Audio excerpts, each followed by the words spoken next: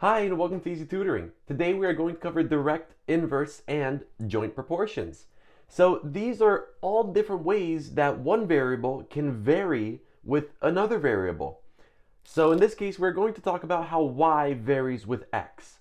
Now the most common way and the most frequent way you will see y varying with x is directly. You will see y directly varying with x. And when that happens, you will have some constant k times x is equal to y.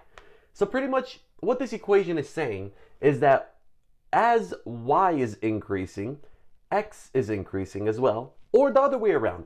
As x is increasing, y is increasing as well. And whatever x and y are, that is how you will find your k value. Now the next way that y can vary with x is to inversely vary with x. So in this case, you will have y is equal to your constant k over x. So now it's a little different. Now, whenever x increases, y gets smaller. Or the other way around. When y increases, x gets smaller. So in this case, when one goes up and one goes down, and they're like this, that is what you call an inverse proportion or varying inversely.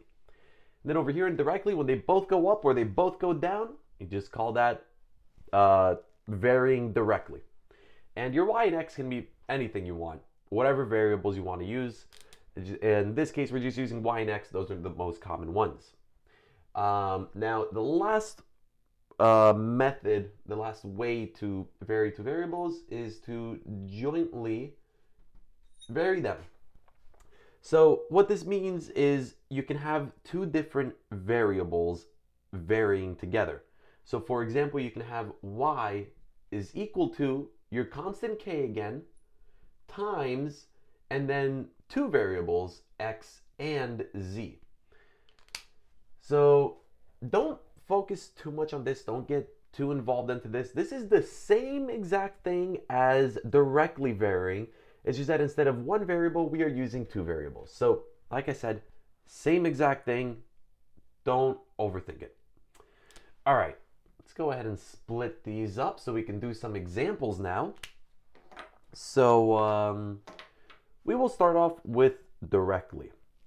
So let's say we are given a problem that we are told that y varies directly with x and y equals 12 when x equals -3.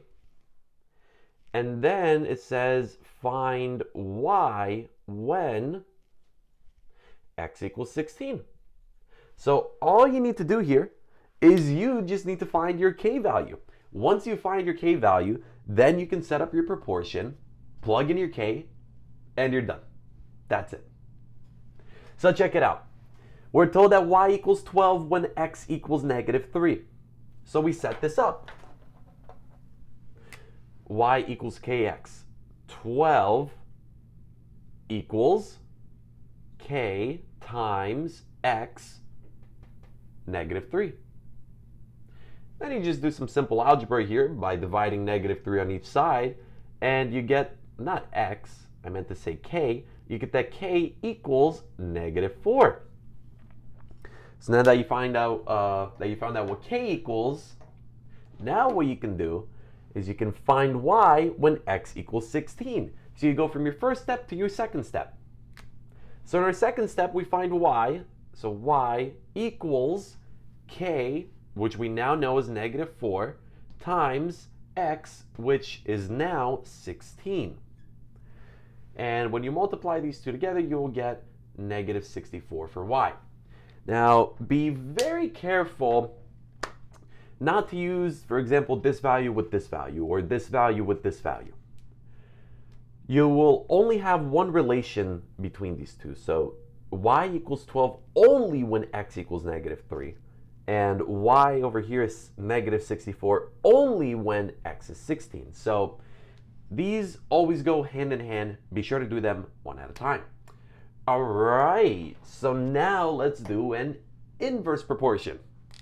So let's say that y varies inversely with x. So we know we're going to use this formula. And we are told that y equals 18 when x equals -3. Find y when x equals -11. Okay, so all we have to do here is simply plug into the formula with our first set of values that were given, find k. Once you find k, plug in your second set of values and find your y. So like I said, first step, plug in the first ones, find k. Y equals k over x, y equals,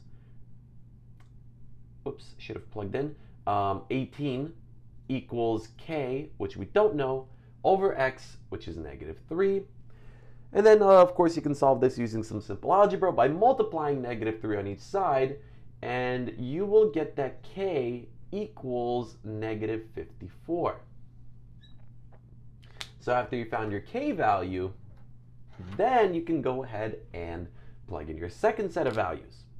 So now we need to find y. So y equals k over x. We know what k is now. It's -54 over x, which now we're told is -11. And that doesn't simplify at all. So we will leave that as 54 over 11. And that is your answer for y. All right, last one, a joint variance. So for a joint variance, we are given a problem here. We are told that y equals 16 when z equals 2 and x equals 5. And then we must find y when x equals 8 and z equals 3. All right, so first step is to, of course, find our k value here. So we go ahead and plug in with our first set of values. So 16 for y equals k times x and z, which is 5 times 2. And then we can solve for k by dividing the 5 and the 2.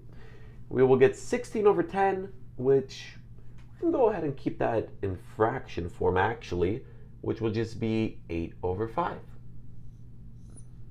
All right, and then our last step is to find y after, of course, we found our k value. So y equals k, which is 8 over 5, times xz, which now is 8 times 3.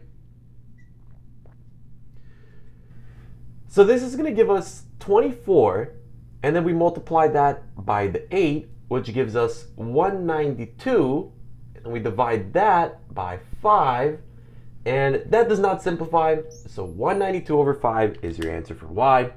So I covered direct, inverse, and joint proportions. I hope that made sense to you guys. I hope you guys feel more confident with this material. If you guys ever do need ACT or SAT help, be sure to visit www.e-ztutoring.com. Thank you guys, and have a good day.